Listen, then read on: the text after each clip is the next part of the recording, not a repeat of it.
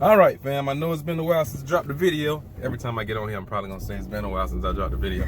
All right. So with me, I have Sam. Okay. All right. And we just left. Some of y'all may know Devery. We did the She Can Get It videos with Spoken Reasons a while ago. That's my little brother. So we just left his house and had some pretty interesting conversations. So we're heading back from there now. We headed back home. Well, actually, I'm headed back to we headed back to Orlando. So just wanted to have a talk. And I know sometimes my conversations are pretty you know, people want to be a fly on the wall, so we're going to give you an opportunity to be a fly on the wall on our conversation. Sam, when at first you wanted to do a video about some of the things from one of my past videos, which were about why some black men date white women, but she wanted to stick to the construct of women not really being approachable, especially black women not really seeming to be approachable. Not saying all black women, but you know, she's had her point of view from her perspective when she got a chance to see how some black women just aren't approachable. Nor do they want to do the approaching. Nor do they want to do the approaching. Okay. So balls in your court. So explain to me, what did you see in the video and what did you want to add into the video? Okay, so just in the video, well, the video was mostly about, like you said, why black men tend to date outside their race. And I mean, just hitting on that, just from years and years, I've just heard it's because, you know, black women are too strong, or black women aren't going to allow black men to do whatever they want and things like that. So I don't know if that's now why black women feel as though that they can't approach black men. Well, I don't know if that's the case, because I think even if that didn't exist, they would still feel like they can't approach black men. So that's the part that I wanted to talk about. Okay. And I wanted to talk about how it's okay. Okay. For them to want to approach a guy, whether you're at a party or you're out and things like that. So I think the main concern is that women, and this is just from me talking to women just years and years. I mean, I can actually think as far back as 10 years ago, where I've had conversations with women, and what they would say to me is that, oh, well, you know, I'm traditional, or I'm a traditional woman. I'm not gonna go and approach a guy. I'm traditional, or, you know, I'm old school, old fashioned, things like that. And yet they are kind of sitting, you know, along the wall and not approaching the guy. So this is what I've always explained to the women, why I feel like it's okay to approach a man, and why I've done it on numerous occasions, and actually why it's actually worked for me. It's simply the fact of you being the one to quote unquote call the shots. I feel like if I see someone at a party or an event or something like that, I get to select who I want. I don't have to sit back and say, okay, I'm just going to wait and see if I'm good enough. That was my thing. Like, I'm not going to allow you to say that I'm good enough. So I'm going to let you know that you're good enough for me. So if I see you, and it doesn't always have to be so direct. It can be, you have to use your feminine energy, and it really should be something a little more subtle. I mean, you can just kind of want to make eye contact with them, and then when they catch your eye, just kind of wave a little bit, you know, very, very subtle. And like I was telling you earlier, it can also be something as simple as if they come to the bar to get a drink, just seeing something on them that you want to compliment them on, you know, genuinely. So like, wow, nice shoes. I mean, you don't have to say where did you get the shoes, but just like, nice shoes.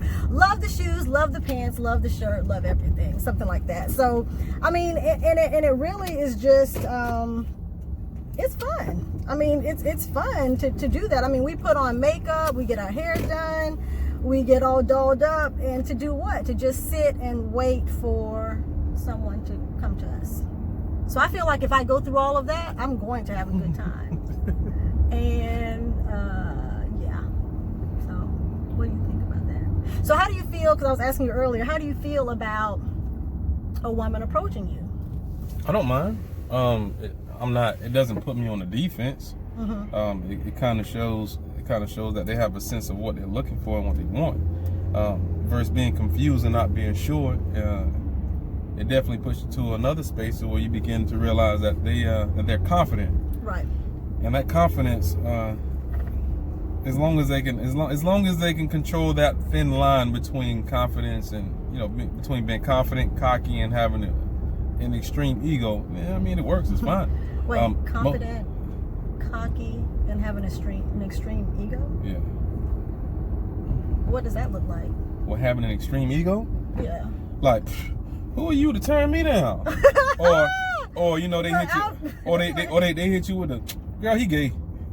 Like, he ain't gay. He just don't want you. Right. That's the cocky part. Right. Okay. The confidence is, having enough confidence to know within yourself to where you don't have any insecurities, to where if another female walk up, or you see him talking to another female, that you're not jumping all over him. So who is that? Oh, that's one of your other hoes, huh? Whoa, hey, look, it ain't even like that. But you know what? Since that's what you like to do, we good. So it's cocky, confidence, and the cocky part is just, I know who I am. I'm about to go out here and kill it. Oh, are you? Oh, okay. Oh, I didn't come across like that, did I? No. Oh, okay. No, but it's out there. Right. A lot of the ones who seem so cocky, them the ones those are the ones who I tend to see they're the most insecure.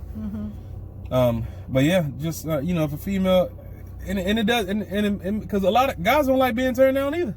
Guys don't like being rejected. Right.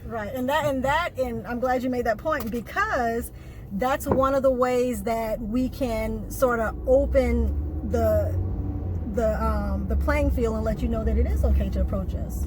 Right. So by me doing the little wave, or by me, complimenting you, I'll stop there, and then I'll let you take over from there. So yeah, it shows that you're open. It shows that you're approachable. Yeah. Because the way I look at it, like I was saying earlier, the way I look at it is, if it's all resumes, like if we're just looking at resumes, and how like now they have, you go online, you post your resume online at Indeed and things like that. If we look at like the dating scene as like our resume, so if a guy just looks at our physical, or just sees us, and let's just say that every girl in the club got it going on, like everybody looks good, what's gonna make you stand out? Right. What's gonna make you stand out, and what's gonna make that guy say, okay, I like her resume, I'm gonna move her to the next interview process. Right. And sometimes it's not about stepping out, it's about stepping up. So instead of just, yeah, girl, I'm looking good, and like, right, and like, a guy give you one of these, like, look, come here. Because typically y'all come with a whole group of girls. So when y'all come with a whole group of girls, it's not like, oh, y'all on the same mindset, like, oh, girl, he might be all right, let's see who he talks to. They can be like, oh, girl, look at this fool about to come over here and try to talk to us. And that may shift the whole dynamic of the entire group. Right. So none of y'all getting talked to, unless y'all walking away from the club, and then the guy gonna be like, okay, so she finally by herself. Yeah. But y'all go to the bathroom together. Y'all go in the club together. Y'all come out the club together. Or when y'all go to the bar, you be like, can you buy me and my girls drinks? The guys don't even want to try to pay all that debt. The guy just kind of want to be like, look. Wow, people actually ask? I mean, yeah, girls, man, the group ask to buy the group drinks? You'd be surprised. Wow. Well, if you want to talk to my girl, then you got to buy all us. Ain't about none of y'all. See, and that right there, that's a sign of high maintenance. That's one thing men do not want, a high maintenance woman. We don't want liabilities. Right, a liability, yeah. There's nothing more unattractive than a liability. Especially the more a man becomes mature, and he can start identifying assets and liabilities. Guys, we're definitely getting smarter, to the space where we kind of look at women like, okay, let's see what she bringing to the table. And I mean, being celibate like me, it's easier for me because the first thing I knock sex right off the table. Yeah, so we ain't having sex, so what else you got? And they be, what else do I have? Yeah. I think all I got is sex. Yeah. If that's all you got, then I don't want you. Yeah. Okay. And sometimes it takes for them to really, it takes for the guy to really be deep into the relationship and be like, bro, She ain't got nothing. I'm doing everything. She really ain't got nothing else to offer. Yeah. Versus me, as soon as you knock sex off. So if you want to increase the quality of your relationship, or if you want to enhance your qualification process for people, take what you think they feel they value most off the table. And really, like, honestly, sex will blind you. Sex will have you think, oh, well, they good, and you will make so many exceptions for everything else because of their bedroom ministry. Like, oh, his bedroom ministry. Bedroom ministry. I'm getting baptized every day. Like how you say they look good on paper. Right, it look good on paper, but bad on film. I like that one. I'm about to use that one. So that's what it kind of boils down to. It boils down to something as simple as that. And for me, you know, obviously my qualification process, it puts a different quality of people in my circle. What's your qualification process? So I have a 2-year process, right? Okay, let's hear this one. So for me, it's important that I know somebody for 2 years. Okay. But know who they are. You know, it's one thing to be aware and be familiar with somebody for 2 years, but it's something else when you get a chance to really just be friends for 2 years. So through ups and downs and ins and outs in life, you know, you get a chance to understand who somebody is as a person. And when you do, then it works out in your favor because you understand them enough to know why they may do certain things or why they may not do certain things, and it just takes the pressure off of everybody. And instead of, because typically what we'll have a habit of doing is we'll get into a relationship without being friends, knowing that friends is the foundation of the relationship. So if you start off with the process being in order by just being friends, and then, you know, there's no pressure. You know, there's no pressure. Like, you know, you don't. If you wear wigs all the time and you don't want to wear your wig, this person don't wear your wig. Let the person know who you are. You know, let them get past your looks. So the transparency of the relationship. So you're saying in 2 years you can actually see the transparency part of the relationship. You can see who a person, because you'll see the consistency. Okay, and so then what happens after the 2 years? I mean, when you say that's like your quality check, that's just to know if they're going to be your friend, an associate versus a friend? Right, associate versus a friend, and then if you feel like it's worth taking it to a higher level, you know. So you're saying that you suggest everyone kind of get to know somebody for 2 years. Exactly, because it's 8 seasons. In 8 seasons, you'll see people have their ups and downs. Plus, you can see where they're going in life. Some people are so set and comfortable where they are in life, you won't get a chance, and you'll end up outgrowing that person. Like you know how I use it. You know how I use the level thing. You know, I sit back and say, yeah, well, I'm on level 9. You know, but if I want to meet somebody, and if I want to be with somebody, then what's 2 years? Right. Because let's say we're not compatible. So I just lost. And I mean, good. You can meet a lot of good people, but that doesn't mean you're compatible to them in every space. Right. You know, you could be compatible to them just as a great friend. So why not just be friends with them? Be friends with them, and that way you can have an arsenal of people, of really good people. You know, they're your good friends. They have good hearts, and that's hard to come by. And I'd rather have a plethora of just good friends. And yeah, you know, I got some female friends that are very attractive, and the homeboys be like, bro, what's up? Well, yeah, we were talking about that, like female friends, just keeping them in the friend zone, and everyone not knowing, maybe wanting to say something to you about it, but they don't know because you put them in the friend zone. Yeah, but it's cool because at the end of the day, I didn't lose a genuine person. Because if you date somebody and the relationship don't work, that's a 50-50 chance that y'all won't even be friends. And you can't explain another relationship to her. Oh, who are you talking? Why are you talking to me about her? Right. Well, we were talking about that too, about the Platonic. Right. And I'm like, well, I thought we were friends. No. Right. Exactly. Because. Go ahead. And I was gonna say, because I was talking to you about that earlier, about having the Platonic friend, and when you mentioned to me about, I was like, okay, fine, then all my Platonic friends aren't going to be attractive, because if they're attractive, then I may put them, they may be a contender. Right. Which you said that wasn't fair. Yeah, it's not fair because originally you were like, yeah, well, they're just going to be a Platonic friend. A Platonic friend just means, okay, we're going to genuinely just be friends. It's not going to be anything. We're friends. And as a friend, I should be able to talk to you about anything. And if I can't talk to you about anything, or not, like, your friendship has a contingency plan. It's contingent on, like, you know, it's whether, right. Whether we, you know, whether I like you like that, or whether we talk a date, and it shouldn't be that. If you're gonna be a friend. Very true. I agree. So, you know, so for me, I'm gonna grab some gas real fast. I'm gonna put some, but I'm gonna come back and talk. So I don't want y'all to think that it's over. I just gotta get some gas. Wait, so am I supposed to be talking? I mean, all I gotta do is just put some gas in the tank. But what you can do is you can explain to them your, like, you know, what you thought a platonic friendship was supposed to be. Well, right. That's what I started. That's kind of where I was getting ready to segue. Yes. Into, So she's gonna tell y'all what she's pumping gas forever. So I'm not. I'm gonna put the gas in the gas okay. tank, and I'm gonna put the gas in, turn the pump on, and I'm gonna come back. Oh, okay, good. So I got you. All right. So my thought process was, you know, platonic friend. You know, I wanted to. First of all, I was just kind of over the step 1, step 2, step 3 process of boy meets girl, boy goes out with girl, now then boy is, you know, pressuring girl. So I was like, okay, I'm over it. I just want to have like a platonic friendship. I just want to have a platonic friendship and relationship.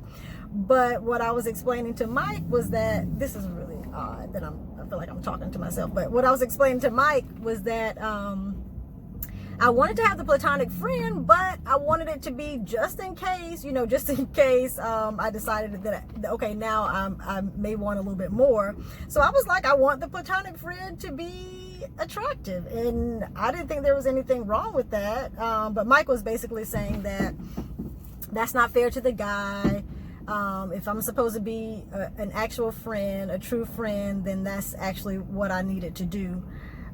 Because what he was saying was that if for some strange reason, if I'm telling the guy that we're platonic friends, or I'm letting him know that I just want to be platonic friends, and then in his mind, that's what he's thinking, okay, we're platonic friends, and then he decides that, okay, I want to go and date someone. And I told Mike, no, that's not how it's supposed to go, because I would be upset. So that's what he was saying.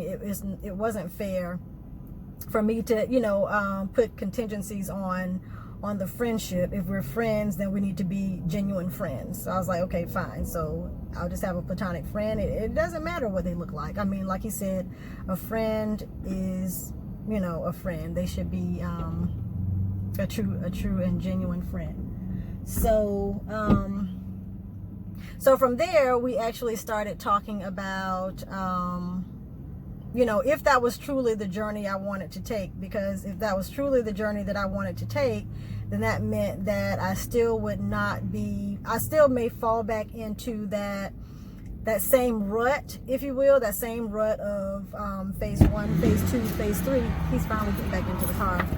Like, he's finally getting into the car. You out there longer than I thought. It was only out there for a minute. So, it seems like longer than that. It was only a minute. So I was explaining the whole platonic thing and how you were saying it wasn't fair for the guy to be cute.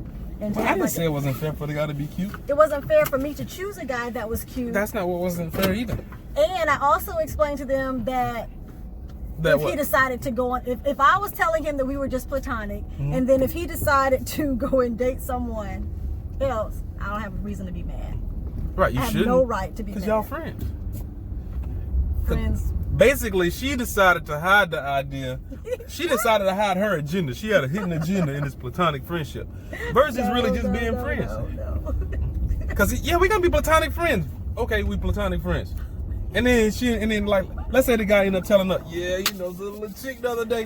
What you doing with the chick the other day? What you doing what I'm doing with the chick the other day? We're platonic friends. I mean, like, no, that's not how it's supposed to work. Right, yeah. You didn't explain that to me. That is what I said.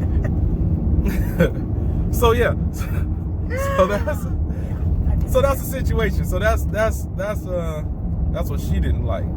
She like, Yeah. So then that's when I agreed that. But then I said everybody would be ugly. I said, okay, fine then. I can fix that too. Everybody will just be ugly. And then you said that was like quite shallow. Well, you didn't say shallow, but basically that's what you said. I didn't say that. You said that. I said I'm shallow. No, you. But you basically said that a friend should be a friend. Like there should not be any like size, shape, race, color, all of that. And Exactly. friends should be a friend. People can genuinely just be friends. Right. And I can genuinely just be friends with women without wanting anything in return. Because what it's going to do is it's going to set the tone for helping them understand that, you're worth a friendship at the minimum.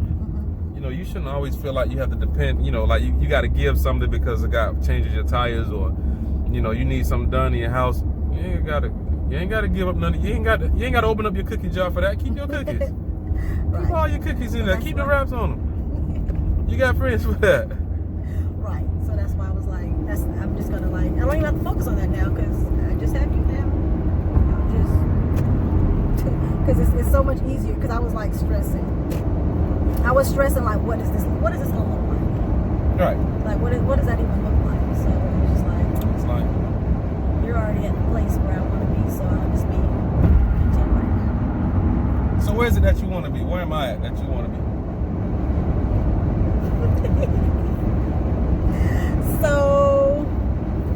So what he's talking about is you really just want to keep bringing this one up. Okay, so she want to keep secrets now, y'all.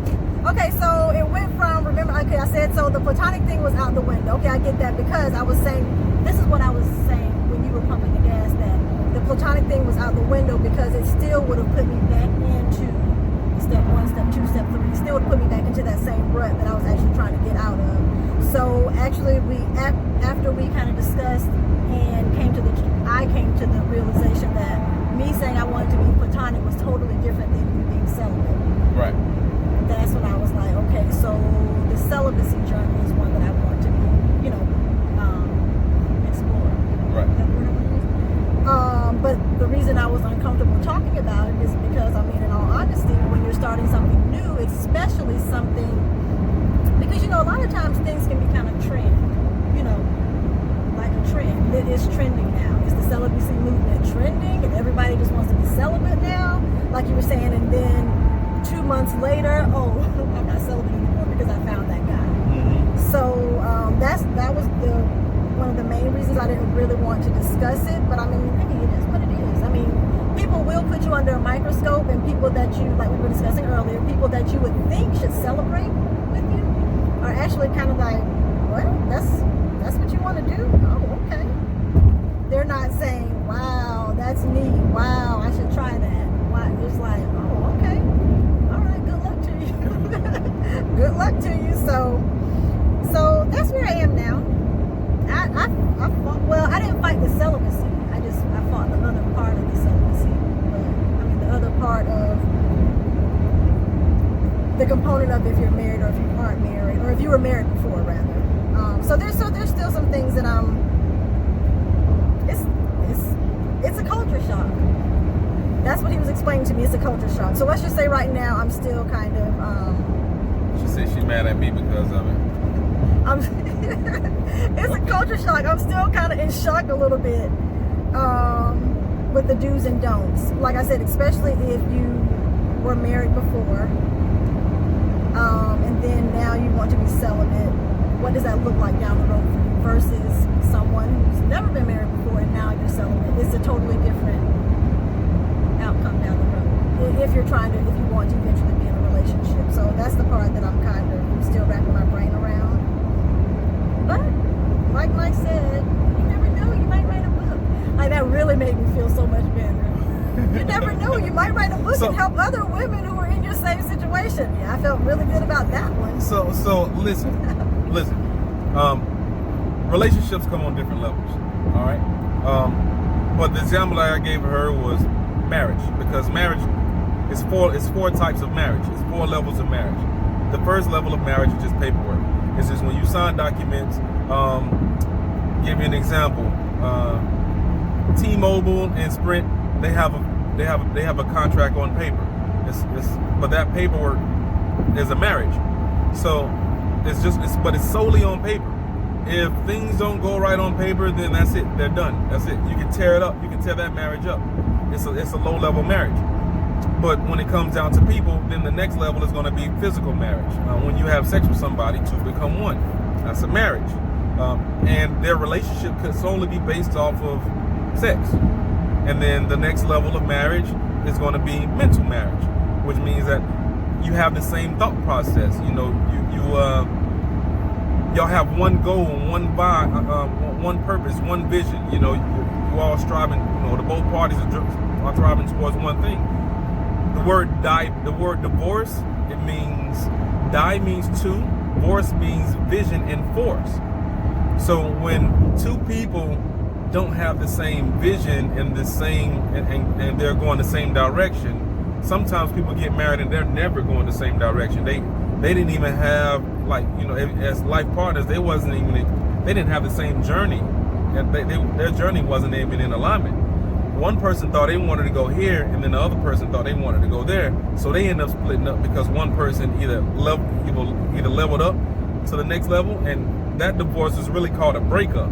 So in the break, somebody goes up and somebody goes down. So when you have a breakup, somebody's breaking down. So that's how you got to look at it from that perspective. But that's a mental relationship, and then you also have the spiritual relationship. But you really want all four to align in order for you to lock in for a marriage. Because sometimes, you know, I've been having back problems for the past few weeks, and my back was out of alignment, and it wasn't functional. So through the process of my L4 and my L5, they were out of alignment. It hurt, and it put me through so much excruciating pain. I had to wait for them to align back up in order for me to get a little more function out of it. And then my L1 and L2 was also out of balance because my L4 and L5 was out of alignment. So you want to make sure that you have all four alignments tied in. You want to make sure that both of you are going the same direction. You have the same goals, same vision, and you have the same force. You know, both of you are working towards the same thing. And in the process of taking care of the paperwork, having the same vision, before you even have sex, because honestly, your marriage should go from top to bottom. You should be spiritually connected, and then mentally it will align. And once you mentally align, then you will literally be married on a mental level, and from there you can begin to have sex. And if you want to, you can do the paperwork. But paperwork that's an American culture thing. That's not every culture's thing. But that's how it works. But typically, we all out of alignment. Either people they see each other physically, and their relationship is solely based on sex, or their relationship is based off of their mentality. And somebody can have a mind shift. You know, somebody can decide that they don't want to be like that. They don't want to go that direction anymore. But when two become one, it's going to split. So once again, you have two visions and two forces. So it won't work. And that's how you have to look at relationships. If you want to get married, make sure that you align on all four before you get to the paperwork, because the paperwork is just showing people, and that's what's locking you into legal binding documents and the culture of America. And some people, they never sign paperwork, and their marriage goes great, you know.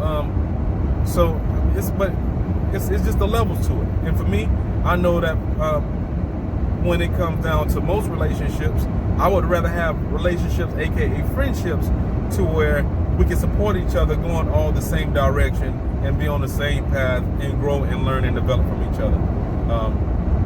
And if one person falls, we can pull that person up, because we're all elevating in that same direction. But typically, when we get into relationships, we don't even know it's just based on sex. Because when the sex go out, then the next person go out and cheat. Right. So, you know, they didn't have that level. They didn't have that spiritual level of love for that person to begin with. They missed the highest. They missed the highest lock. They missed the highest alignment. So that's my soapbox speech. What's your thoughts on that? So I agree with that. But what I was going to ask you is, I wanted you to explain the difference in someone being celibate, someone who's choosing to be celibate after a divorce, versus someone who's never been married and celibate. Like the end goal, the end result is a little different. It's based on each individual. I've never been married, so I can't tell you. I've never been married, and I've never been divorced. So it's based off what you want. I can't answer that for you because I haven't been married. Well, I know that, but I'm talking about the part where we were discussing, like the biblical part of it. I'm talking about Okay. So she got mad at me and she got mad at God. This is crazy. But I told her God don't care, and I don't care either. So when you get married, this is biblical. If you get married, if you get a divorce, you can only marry the person who you divorced. You know, you must reconcile with the person who you divorced the first time. The only way you can get remarried is if you get married and that person dies. So death is the only thing that can really do you part and release you to get married to somebody else. Death is the only thing. Other than that, if you do get divorced, or even if somebody, or if you get divorced based off of infidelity, what happened? Speed limit 70. What? It was the curve. Did the curve make it seem like we were about to fly off the curve? I don't know. So the thing is you can only get married to the person who you got divorced from. And she was like, well, I'm not getting married to that. I'm not getting married to that person. I was struggling about that. That's what I'm struggling about, because I've been married before. So for me, being celibate would be different. What I thought biblically I could do is different than someone who's never been married, who chooses celibacy. Right? That's what I'm saying. Well, I mean, but at the end of the day, both parts But I'm saying if I wanted to get married versus that person wanted to get married. Well, you'll be limited. But versus a person who's never been married, they're still limited because they can only really marry the opposite sex if it's going to be a marriage based on God's principles. Well, yeah. But we're talking biblical. They can still get married to a new person. They can get married to a new person? They don't have to get married. They don't have to get married to the same person, like you said. If somebody's been divorced, then we have to get the hand-me-down. I mean, we have to get the hand-me-downs. It was from yourself. We have to get the. That's like you put your leftovers in the refrigerator, and you mad and you don't want to eat it no more. You want to throw it in the trash. It's your leftovers. Your mouth was the only mouth on the food. It's yours. It's not fair. I don't even want to talk about this anymore. So she doesn't want to. So look, so she doesn't. I get mad every time. I get mad every time. All right, so listen. So this, we're gonna change the subject because she's smiling right now, but she might really get mad at it. And it's gonna be a long ride. This video may end shortly. It'll be in 30 minutes. But yeah, so the real difference between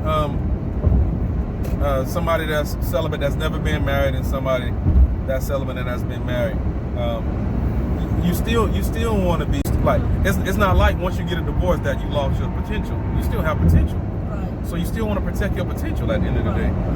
And that's what you have to really focus on. Yeah, that's the part that you said I need to focus on and write a book. Right. Write a book, because all I can do is write a book. That's not all. Look, listen. Okay. You know how many people never, so you know how many people lose themselves when they get married and they conform themselves to what they think the marriage should be like and what they think their role should be in a marriage, and they never really know their full potential. True. So this is giving you an opportunity to maximize your singleness. This is giving you a chance to really focus on your growth mentally, spiritually, and physically, because you couldn't do that when you was married because you had to serve your husband, you had to serve kids.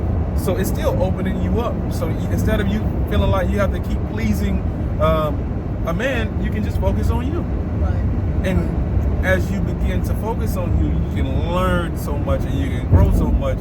And before you realize it, you'll live a more fulfilled life because you've had time to develop you. And typically that's where a lot of us have our mistakes. We get married and we get into these tough relationships at such a young age, and we don't fully develop into who we're supposed to be.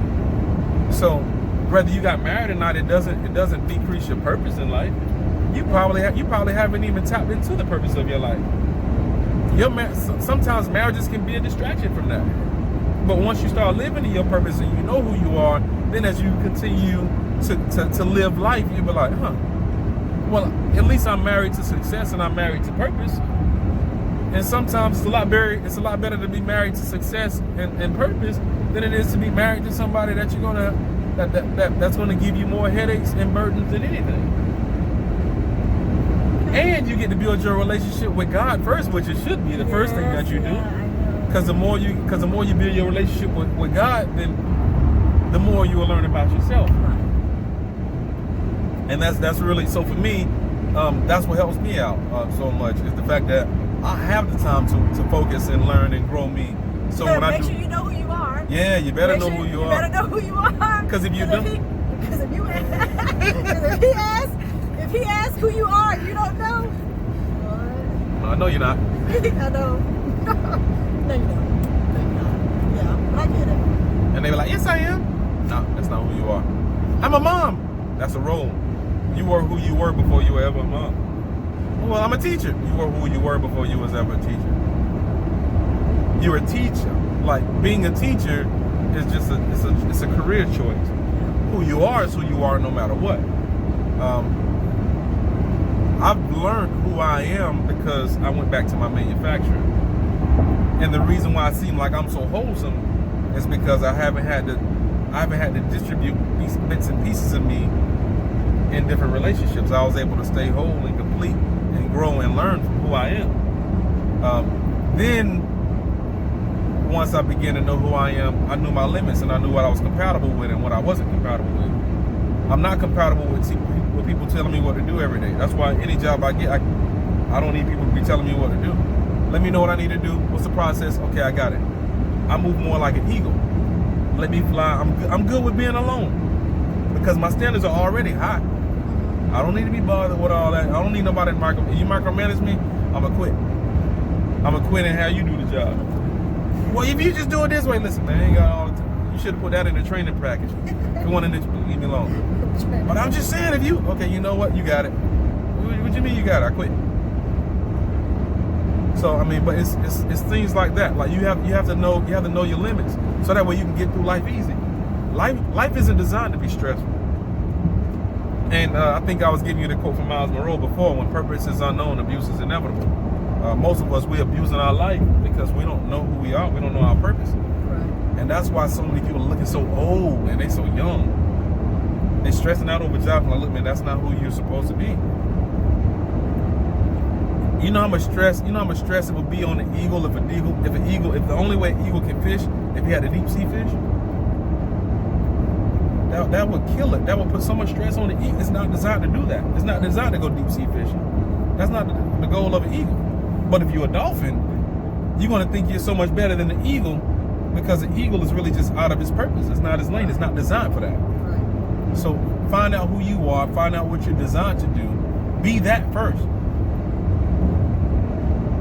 And then after you become that, then focus on having relationships with everything outside of you. But typically, it's great. I think it's good to be single. I think it's good to be married. But I think there's a season for marriage. I think the time you're supposed to be married is when you know who you are. Because now you have a great relationship with yourself. Once you have a great relationship with yourself, then it's good to have a relationship. Then you can learn how to have great relationships with everybody outside of you because you've had all the practice on your own. You practiced on you.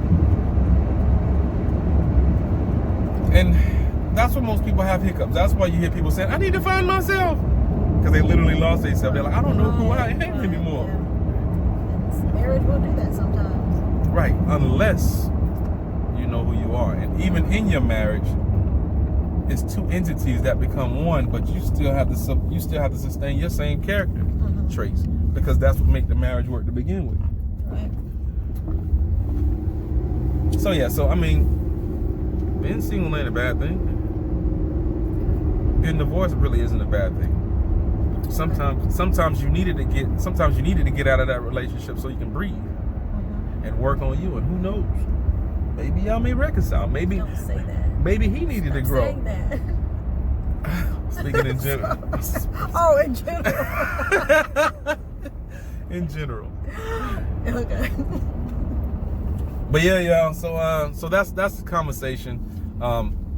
And if you want to find her, you can find her on Facebook. I'm definitely going to tag her in on Facebook. But once again, I am Big Mike the Messenger. We don't follow standards, we set them. I love you. Let's build heaven on earth. And you're going to see her again. She's going to she's going to get into a couple more videos with me pretty soon here. So y'all just hold tight. If you have any questions for me or for her, feel free to ask her in the inbox. Yeah, I would love to answer some questions. Yes. I would love to help you all find out. Hey, I would love to help you all get it together when it's time to go out and help you come up with things to say and how to attract that guy and the whole gambit. Yeah. Look, y'all got a solid wing woman over here. She'll tell you how to get the guy you're looking for. She been married before, y'all, so she know how to get that wedding. If you want that Super Bowl ring, she can tell you how to get a Super Bowl ring. Okay, now you're doing too much. Now you're doing too much. No, but the bottom line is it's fun. It is fun to go out. It's fun to flirt. I mean, don't make anyone think that flirting is a bad thing. It's fun to flirt. If you're single, it's fun to know what to say. It's fun to to be in control of the situation. So. But yeah, so signing out. Love y'all. Be safe. Once again, let's build heaven on earth. I am Big Mike the Messenger. This is Sam. So if y'all see her, you can respond to it as Sam on Facebook. She's on Instagram, but she don't post nothing on Instagram. It's the craziest thing. When I get that out, I'll All right. So yeah, signing out. Love y'all. Be safe. Talk to you soon.